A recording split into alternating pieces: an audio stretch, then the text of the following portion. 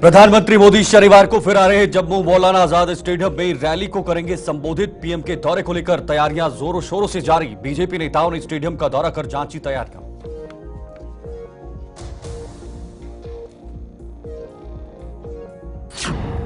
सांबा में स्टार प्रचारकों के ताबड़तोड़ दौरे जारी। कल योगी आदित्यनाथ सांबा में भरेंगे हुंकार। सांबा में तीसरे चरण के तहत होने जा रहा मतदान। कई अन्य स्टार प्रचारक भी जल्द पहुंच रहे हैं सांबा।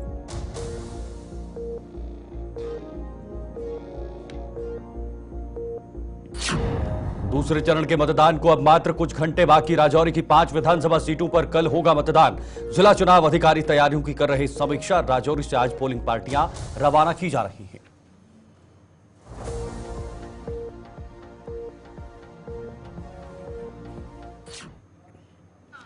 नमस्कार, गुलिस्तान न्यूज में आपका स्वागत है और जम्मू कश्मीर के इस खास बुलेटिन के साथ मैं शीतल शर्मा। बुलेटिन की शुरुआत करेंगे।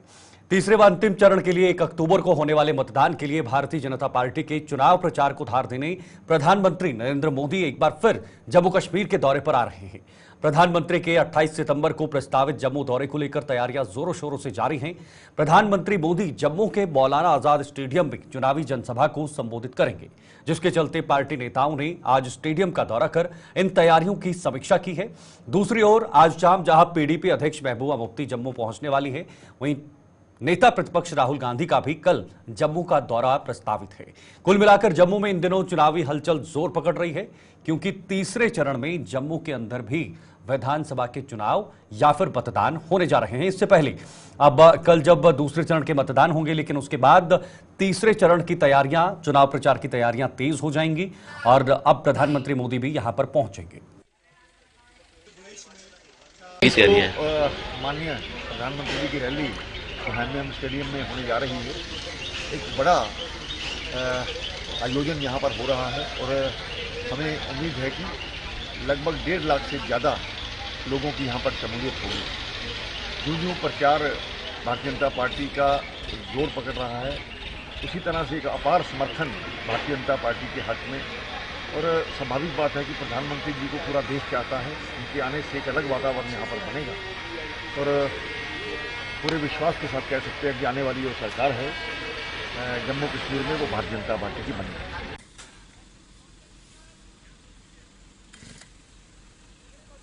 तरह से अपनी अपनी प्रतिक्रिया इस दौरे को लेकर दे रहे हैं, लेकिन बहुत महत्वपूर्ण है कि प्रधानमंत्री मोदी ने जम्मू कश्मीर को लेकर खुद एक प्राथमिकता दी है। फिलहाल विनोद कुमार जी, वरिष्ठ पत्रकार और हमारे वरिष्ठ सहयोगी, इस वक्त हमारे साथ ज्वाइन हो चुके। मैं सीधे उन्हीं के पास जाना चाहूंगा। विनोद जी, पीएम मोदी का दौरा और जो प्राथमिकता पीएम मोदी द्वारा जम्मू को दी जा रही है या पूरे जम्मू कश्मीर को दी जा रही है, उसका नमूना हमने पहले चरण में भी देखा और अब दूसरे चरण यानी तीसरे चरण की बारी है जो जम्मू के अंदर चुनाव होने हैं। क्या लगता है पीएम मोदी का ये जो लगातार जम्मू कश्मीर के चुनाव को लेकर इस पर नजर बनाए हुए हैं, इसका कितना लाभ आने वाले समय में भारतीय जनता पार्टी को मिलेगा 2014 के आधार पर? बिल्कुल शीतल, आपने ठीक कहा कि 2014 के लोकसभा चुनाव से पहले यहीं पर मौलाना आजाद स्टेडियम में ललकार रैली का आयोजन किया गया था और वहां से हुंकार भरी थी प्रधानमंत्री नरेंद्र मोदी ने। तब वो प्रधानमंत्री नहीं थे, उम्मीदवार थे। तो उस ललकार को कायम करते हुए लोकसभा में भारतीय जनता पार्टी पूर्ण बहुमत से बनी। अब जब 28 सितंबर को ये प्रधानमंत्री नरेंद्र मोदी यहाँ पे रैली को संबोधित करेंगे, स्वाभाविक सी बात है इम्पैक्ट पड़ेगा और मुझे लगता है कि वो आखिरी दिन होगा प्रचार का, तीसरे चरण के प्रचार का। उसके बाद प्रचार संपन्न हो जाएगा और आखिरी दौर पर उनका संबोधन करना एक अपने आप में बड़ा महत्व रखता है। दूसरी बड़ी बात यह कि शीतल, जम्मू कश्मीर या भारतीय जनता पार्टी की बात करें, भारतीय जनता पार्टी के लिए जम्मू कश्मीर के चुनाव जो हैं वो बहुत ही महत्वपूर्ण है और शायद यही कारण है कोई कसर छोड़ी नहीं जा रही है। सब स्टार प्रचारक इस वक्त जुटे हुए हैं। आपने देखा होगा एक ही दिन में गृहमंत्री अमित शाह भी थे, राजनाथ सिंह भी थे, जेपी नड्डा भी जम्मू में थे। एक दिन में 3 बड़े स्टार प्रचारक अगर प्रचार करते हैं तो बड़ा सीरियसली इस चुनाव को ले रहे हैं। बिल्कुल विनोद जी, ना सिर्फ बीजेपी, बाकी जो क्षेत्रीय दल हैं या फिर राष्ट्रीय दल जिसमें कांग्रेस है, उनके बड़े चेहरे भी जम्मू में पहुंच रहे हैं, दौरे कर रहे हैं, रैलियां कर रहे हैं। 10 साल का एक गैप हुआ है, जो एक संपर्क लोगों के साथ होता है वो सक्रिय नहीं रहा है पिछले काफी समय से, उसको और दोबारा से साधना, लोगों के बीच जाना, उनके साथ संपर्क साधना, ये एक बड़ी चुनौती है। लेकिन कितना महत्वपूर्ण है ये चुनावी दृष्टिकोण से देखा जाए कि अध्यक्ष और केंद्र में मंत्री, स्वास्थ्य मंत्री जेपी नड्डा भी इसमें शामिल थे, लेकिन उसके अलावा कई राज्यों के जो बीजेपी शासित राज्य हैं उनके मुख्यमंत्रियों को भी इस सूची में डाला गया था, जिसमें राजस्थान के मुख्यमंत्री थे, मध्य प्रदेश के मुख्यमंत्री थे, उत्तराखंड के मुख्यमंत्री, उत्तर प्रदेश के मुख्यमंत्री, और इन तमाम स्टार प्रचारकों का जो दौरा है, जो सिलसिला है, वो लगातार जारी है। ऋषि खजूरिया हमारे साथ इस वक्त ज्वाइन हो चुके हैं। ऋषि, देखिए तीसरे चरण में ये मतदान होने हैं, सांबा या फिर आसपास के इलाकों की बात करें, लगातार स्टार प्रचारकों का जो आने का सिलसिला है वो देखने को मिल रहा है। हालांकि बीजेपी कह रही है पिछले 10 साल की उपलब्धियां ही हमारे लिए काफी हैं और हमारी जीत जो है वो 10 साल की उपलब्धियां सुनिश्चित करेंगे। ये तो आने वाला वक्त बताएगा, जब लोग बाहर आएंगे, वोट करेंगे, किसके पक्ष में जाएगा। 8 को जब मतदान की गणना होगी उस दिन नतीजे आएंगे। लेकिन इससे पहले इफेक्टिवली देखें तो ये तमाम जो प्रचारक आ रहे हैं, इनकी बातों का या ये जो अपने जो जन कल्याणकारी योजनाएं हैं, इनका बखान इन रैलियों के जरिए करते हैं, इसका कितना प्रभाव जमीनी स्तर पर देखने को मिल रहा है? जी ऋषि, आप सुन पा रहे हैं?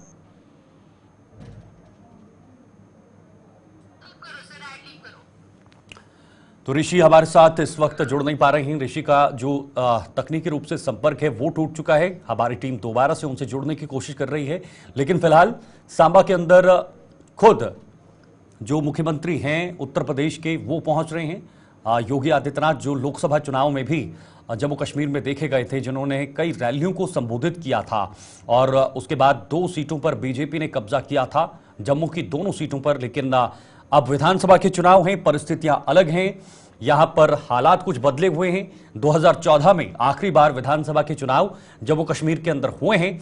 इससे पहले 2014 में हुए थे, उसके बाद बीजेपी और पीडीपी की सरकार बनी, लगभग 3 साल के आसपास ये सरकार रही, लेकिन उसके बाद सरकार खत्म हो गई, सरकार गिर गई, यहां पर राष्ट्रपति शासन लागू कर दिया गया। 2019 में देश में एक बहुत बड़ा, या फिर जम्मू कश्मीर में एक बहुत बड़ा परिवर्तन हुआ। इस परिवर्तन के रूप में धारा 370 एक बहुत बड़ा मुद्दा निकलकर सामने आया। 2019 में केंद्र सरकार द्वारा जम्मू कश्मीर से 370 को हटाया गया और केंद्र सरकार ने कहा कि एक बहुत बड़ी दीवार जम्मू कश्मीर और बाकी राज्यों के बीच थी, जिसको हटाया गया है, और उसी दीवार के चलते यहां के विकास कार्य नहीं हो रहे थे। वापस ऋषि खजूरिया हमारे साथ ज्वाइन हो चुके हैं।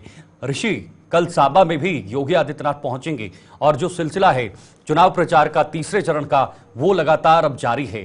तो सीएम योगी आदित्यनाथ जिस तरह से पहुंच रहे हैं, या जो बाकी स्टार प्रचारक हैं, हालांकि केंद्र सरकार कह रही है या बीजेपी कह रही है कि पिछले 10 साल में जो हमारी उपलब्धियां हैं वो बाकी अन्य दलों पर भारी हैं, लेकिन उसके बावजूद इन स्टार प्रचारकों का पहुंचना कितना प्रभावित है? देखिए, बिल्कुल जिस तरह से अभी कल दूसरे चरण का मतदान होना है और उसके बाद तीसरे चरण का मतदान 1 अक्टूबर को होना है, जिसके चलते लगातार आप देख रहे हैं कि मैराथन जो रैलियां हैं ये स्टार कैंपेनर्स द्वारा की जा रही है। स्टार प्रचारक यहां पर पहुंच रहे हैं, वो चाहे भाजपा के। जी ऋषि,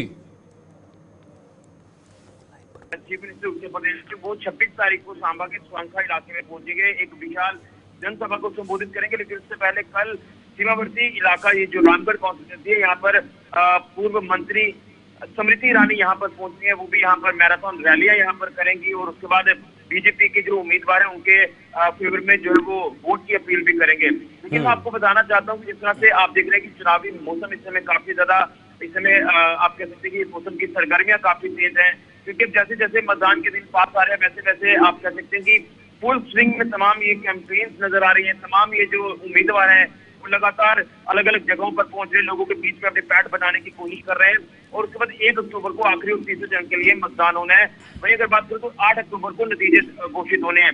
लेकिन 10 साल के बाद ये जो विधानसभा चुनाव हो रहे हैं, ये काफी अहम चुनाव है, ये काफी इंटरेस्टिंग, काफी दिलचस्प चुनाव है, क्योंकि कई चीजें इसमें नहीं होने जा रही है। बिल्कुल ऋषि, देखिए कई चीजें नहीं होंगी ऋषि, कई चीजें नहीं होंगी, लेकिन अभी तक जो बीजेपी नेताओं के दौरे हुए हैं उनको मूल्यांकन किया जाए, उनको कंक्लूड किया जाए, तो इसका मॉरल जो है वो कहीं ना कहीं निकलकर सामने आता है। चाहे वो परिवारवाद पर हमले हों धारा 370 का वापस लाना जो नेशनल कॉन्फ्रेंस के मैनिफेस्टो में है वो हैं, या फिर लगातार परिवारवाद पर हमला किया जा रहा है कि ये तीन परिवार जम्मू कश्मीर को खोखला कर रहे हैं? आतंकवाद जैसे मुद्दे हो, या धार्मिक स्थलों के नाम बदलने का मुद्दा हो, पीएसए को हटाने का मुद्दा हो, या फिर पाकिस्तान से बातचीत करने का मुद्दा हो, उसको लेकर इस वक्त बीजेपी विपक्ष को घेरने का काम कर रही है। तो क्या यही मुद्दे हूबहू इस तरह के सांबा के अंदर भी देखने को मिल सकते हैं योगी आदित्यनाथ द्वारा, या जो बाकी स्टार प्रचारक वहां पर पहुंचेंगे?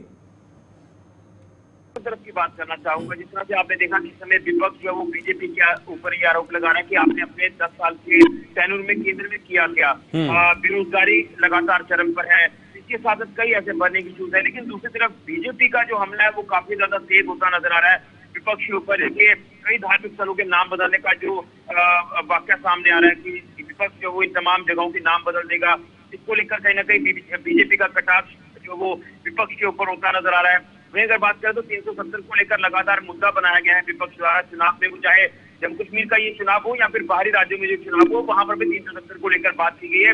यानी एक तरफ का वोट बैंक जो वो बटोरने की कोशिश की गई है विपक्ष के द्वारा। लेकिन 370 को लेकर जो कांग्रेस का स्टैंड है, जो नेशनल कॉन्फ्रेंस का स्टैंड है, वही स्टैंड जो पाकिस्तान के एक मंत्री का बयान आता है वही स्टैंड उनका है। तो ये क्या दर्शाता है, क्या मानसिकता है, इसको लेकर हमने 2 दिन पहले मध्य प्रदेश के जो चीफ मिनिस्टर यहाँ पर पहुंचे थे, उन्होंने ये कहा था कि कांग्रेस को यहाँ से माफी मांगनी होगी। कांग्रेस ने जिस तरह से स्टैंड अपना 370 को लेकर क्लियर किया, नेशनल कॉन्फ्रेंस ने क्लियर किया, वही स्टैंड उनका पड़ोसी मुल्क पाकिस्तान का। तो यहाँ पर राहुल गांधी को माफी मांगनी चाहिए, खड़गे को माफी मांगनी चाहिए। जिस तरह से ये बयानबाजी ये सामने आई है, तो आरोप प्रत्यारोप का सिलसिला लगातार जारी है। लेकिन योगी आदित्यनाथ जब पहुंचेंगे सांबा में, तो आप अंदाजा लगा सकते हैं कि वो एक स्टार कैंडिडेट को इस समय बने हुए हैं बीजेपी के खेमे से, लेकिन एक झाकड़ चीफ मिनिस्टर भी हैं उत्तर प्रदेश के, तो यहाँ से आप उम्मीद लगा सकते हैं कि कई सारी चीजों के ऊपर वो बात करेंगे, कई अहम मुद्दों के ऊपर वो बात करेंगे, और कहीं ना कहीं ये काफी आप कह सकते हैं कि लाभ भी हो सकता है। लेकिन अब देखना यह है कि जो नतीजे हैं वो क्या सामने आते हैं। जो 8 अक्टूबर को नतीजे सामने आएंगे, उससे पहले जो इस समय कैंपेन्स का सिलसिला जारी है, दूसरे दिन का मतदान कल होना है, और उसके बाद धीरे धीरे जब हम तीसरे चरण की ओर बढ़ेंगे, जब 29 तारीख को कैंपेन बंद हो जाएगी, उसके बाद 1 अक्टूबर को वोट डलेंगे। तो ये कहीं ना कहीं आरोप प्रत्यारोप का सिलसिला फिलहाल 3 से 4 दिन तो हमें अभी भी लगातार। चलिए, बहुत बहुत शुक्रिया आपका ऋषि, ये तमाम अपडेट हमारे दर्शकों तक पहुंचाने के लिए। ऋषि खजूरिया सांबा से बने हुए थे जो चुनाव को लेकर अपडेट दे रहे थे। इधर पीर पंजाल में अधीन आने वाले राजौरी और पुंछ जिले में दूसरे चरण के मतदान को अब मात्र कुछ ही घंटे शेष रह गए हैं। बात करें अगर राजौरी जिले की 5 विधानसभा सीटों पर होने वाले मतदान के लिए सभी तैयारियां पूरी कर ली गई हैं और आज कुछ इलाकों के लिए पोलिंग पार्टियों को भी रवाना किया गया है। जिला चुनाव अधिकारी अभिषेक शर्मा स्वयं इस प्रक्रिया की निगरानी कर रहे हैं।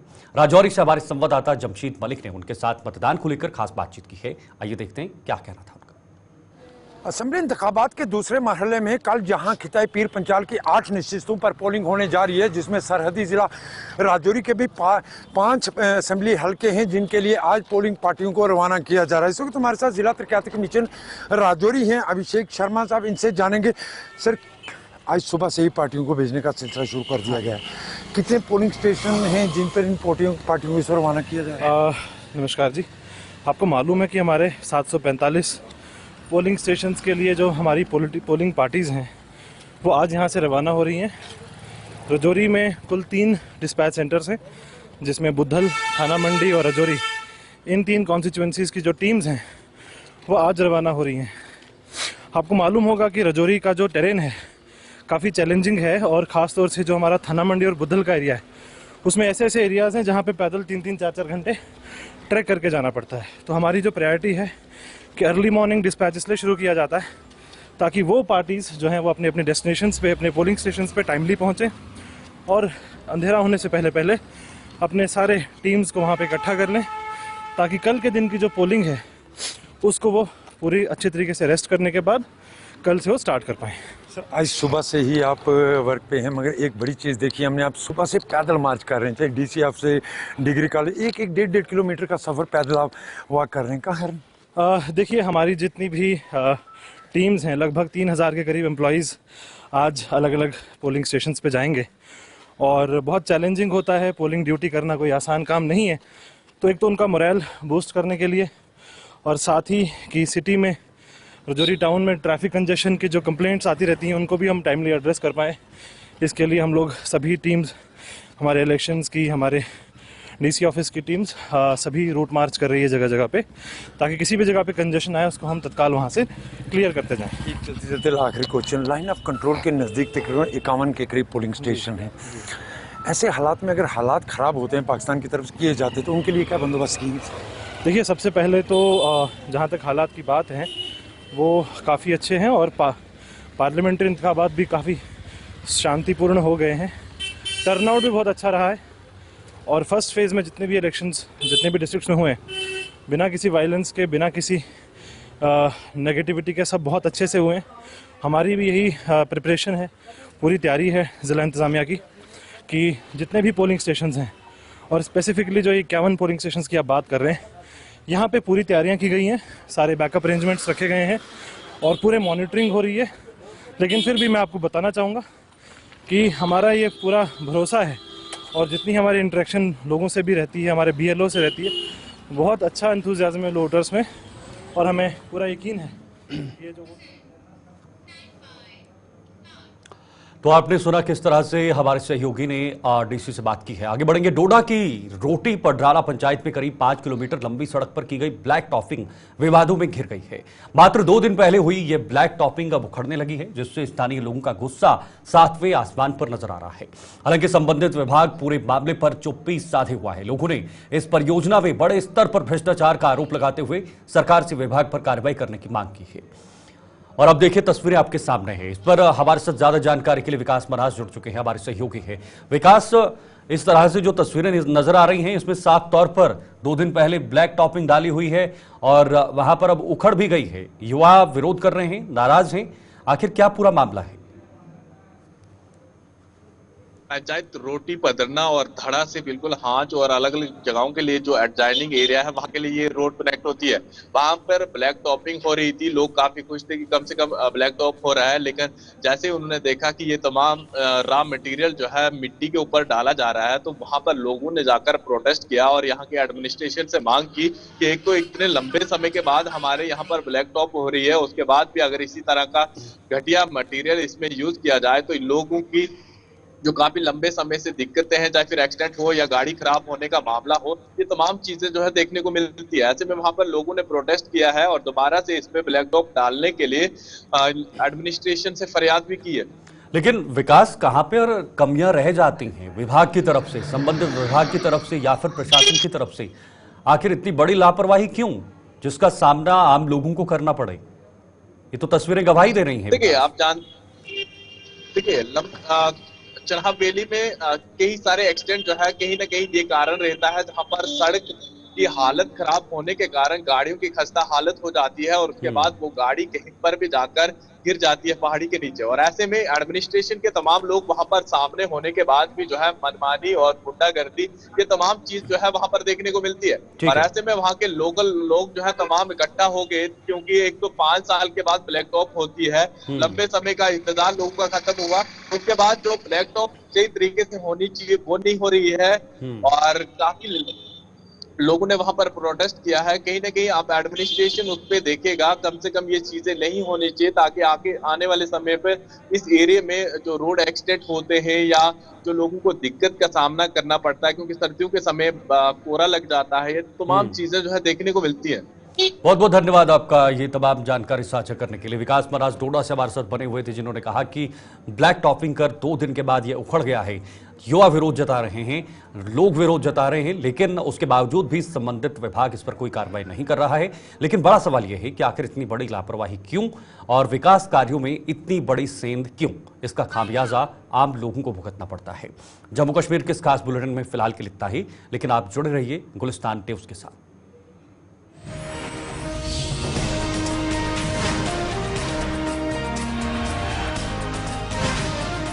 या फिर बाकी अन्य चीजें देखी जाएं, क्योंकि लंबे समय से यहां पर चुनाव नहीं हो रहे थे। अगर विधानसभा की बात करें तो आप खुद जानते हैं कि 2014 में आखिरी मरतबा चुनाव हुए थे, उसके बाद जून 2018 में सरकार गिर गई थी। उसके बाद से ब्यूरोक्रेटिक सेटअप यहाँ पे काम कर रहा है, उत्साह है, लोगों को बहुत ज़्यादा उत्साह है। इससे बड़ी बात यह है कि मैं एक देख रहा था कि असेंबली में 350 एम्प्लॉइज़ हैं। पिछले यानी जब से 2018 के बाद से 6 सालों में किसी एक एम्प्लॉइज की भी प्रमोशन नहीं हुई है, क्योंकि विधानसभा अध्यक्ष नहीं, स्पीकर नहीं है। यानी हर एक व्यक्ति को उत्साह, असेंबली में काम करने वाले या फिर वो लोग जिनको किसी ऑफिसर्स के पास जाने में हिचकिचाहट होती है, ऑफिसर उनकी सुनवाई नहीं, वो भी चाहते हैं कि हमारा इलेक्टेड रिप्रेजेंटेटिव हो, हम उसके अपने एमएलए के पास जाएं और अपनी शिकायत दर्ज कराएं या अपनी ग्रीवेंसेस रखें, उसका रिजल्ट हो। तो कहीं ना कहीं बहुत ज़्यादा उत्साह लोगों में। वैसे ही आज महबूबा मुफ्ती भी शाम को 6 बजे बाहू में यानी नानक नगर में जनसभा को संबोधित करेंगी। वहाँ से पीडीपी के वीरेंद्र सोनू उम्मीदवार हैं, उनका प्रचार करेंगी और राहुल गांधी भी 25 को आ रहे हैं। जी बिल्कुल। देखिए विनोद जी, कल जब राहुल गांधी ने रैलियां की थी, 2 रैलियां की थी और दोनों रैलियों में उन्होंने कहा कि अब वो नरेंद्र मोदी नहीं रहे हैं जो पहले थे। वो 56 इंच का सीना अब 56 इंच का सीना नहीं रहा। अब प्रधानमंत्री मोदी का कॉन्फिडेंस खत्म हो गया है।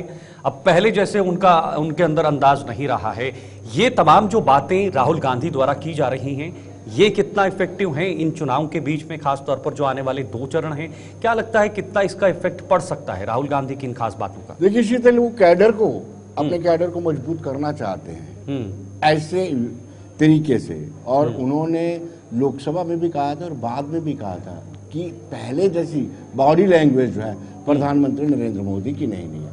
वो नहीं जिक्र करते, आप 56 इंच के सीने का जिक्र नहीं करते हैं। ये बार बार राहुल गांधी कह रहे हैं अपने कैडर को मजबूत करने के लिए। लेकिन सच्चाई ये, सदाकत ये है कि यहाँ पर कांग्रेस के लोगों में निराजगी बड़ी ज्यादा है अपने with in party. Ticket distribution में जो उनके ब्लंडर हुए हैं उसको लेकर के कहीं ना कहीं एक दूसरे के प्रति नाराजगी है। 8 अक्टूबर को आने वाले नतीजे बताएंगे कि क्या जो राहुल गांधी ने रैलीज की हैं या फिर टिकट डिस्ट्रीब्यूशन में ब्लंडर्स हुए हैं उनका क्या इम्पैक्ट पड़ा है। ये 8 अक्टूबर को जैसे एक और बात का जिक्र बार बार होता है विनोद जी, जिस तरह से राहुल गांधी ने कहा कि आप उन्हें टीवी पर देखते हैं लेकिन मैं उन्हें सामने से देखता हूं। यार इस बात का हम ये भी अंदाजा लगाया जा सकता है या यूं मायने निकाले जा सकते हैं कि वो बराबरी का एक कहने की कोशिश करते हैं कि मैं प्रधानमंत्री मोदी को सामने से देखता हूं, लोकसभा में या संसद में हम आमने सामने होते हैं और जो भी कानून पिछले कुछ दिनों में या पिछले कुछ सालों में सरकार की तरफ से लाए गए हैं उन्हें वापस लिया गया है। उन्होंने इसमें अग्निवीर का नाम लिया, किसानों के 3 कृषि कानून जो लाए थे उसको वापस लिया गया, ये तमाम चीजें कही गई। क्या इसके जरिए वो अपने आप की बराबरी को एक रिप्रेजेंट करने की कोशिश कर रहे हैं जम्मू कश्मीर वासियों के सामने? आज शीतल, अगर 543 में से 99 सीट्स लेकर के आपको इतना ओवर कॉन्फिडेंस हो जाए तो मुझे नहीं लगता है इसमें मैं कोई टिप्पणी करूं। लेकिन स्वाभाविक सी बात यह है कि कहीं ना कहीं जिस तरीके से राहुल गांधी इस बात को लेकर के प्रोजेक्ट कर रहे हैं कि 10 सालों के बाद उनको लीडर ऑफ अपोजिशन बनाया गया है, उसका ही उत्साह उनको बढ़ा है।